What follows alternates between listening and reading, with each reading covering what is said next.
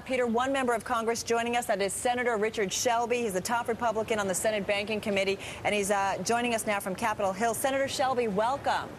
Thank you. So, as you know, the president laying out his plan today, what's your reaction? Does it go far enough? Does it go too far in your view? Well, I think it's too early to say either, but I appreciate the president and Secretary Geithner laying it out, but at the end of the day, it's going to be the Senate and the House that make the final decisions on this. This is a 80-something page proposal or a white paper. I believe we need to examine thoroughly every one of these proposals, plus ideas that we will come up with in the Senate. We cannot afford to rush to judgment on something this profound. I'm curious about the role of the Federal Reserve. Senator Dodd was just speaking a few minutes ago, coming out in front of the White House and talking about how there's not an awful lot of confidence in the Fed right now. The proposal by the president does expand the Fed's powers, his oversight, watching out for systemic risk. Are you okay with that?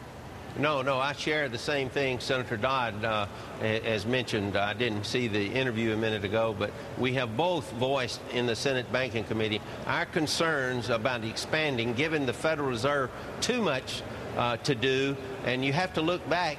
They were the regulator of our holding companies, and they didn't do a very good job. As a matter of fact, they utterly failed the American people as a regulator. Now you want to pile more and more responsibility on them. We better not do this. We better be careful. So this is a proposal today, but it's a long way from legislation. Senator Shelby, it's Peter Cook here at the White House. Peter. If not the Fed in the role of systemic regulator, then who? There are a lot of people saying there isn't really a credible alternative. Well, we got to examine that closely. Some people have proposed in talking maybe some kind of a council that the Fed would be a member of. But I think we've got to flesh all this out, because if we just go ahead and enact a proposal that comes out today without thinking about it, that would change the way our financial system is regulated too fast, too quick, I think the administration is probably trying to do too many things too quickly, and we better slow this down and examine it closely. Well, Senator Shelby, how likely is it then, in your view, based on what you know from other members of Congress, that the Fed doesn't ultimately end up with these powers of kind of being the uber regulator and really watching out for systemic risk? How likely is it that that doesn't happen when this bill is eventually passed? Well, I think it's early in the game. It's the middle of June.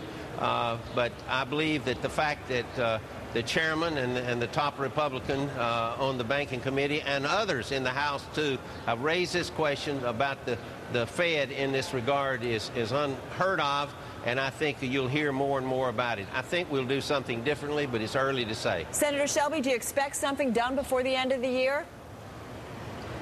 Well, the end of the year is a long time. I just don't think we ought to be trying to make an August deadline or a September deadline on something this important to all of our economy, to our financial institutions. Senator Shelby, really quickly, this would give the government the power to determine which institutions are too big to fail. What do you make of the ability of the government to decide who makes that list? Well, first of all, Peter, we've talked about this before. I don't believe myself that any institution is too big to fail. That is a bad doctrine. The market has always taken care of that in the past, and we ought to go back to it. Dr. Volcker has said on many occasions, the former Federal Reserve Chairman, that some institutions are too big to exist. And if they're too big to regulate, they're too big to exist. All right, Senator Shelby, we're going to leave it there. Thank you so much for your time, you. and our thanks also to our own Peter Cook down in Washington.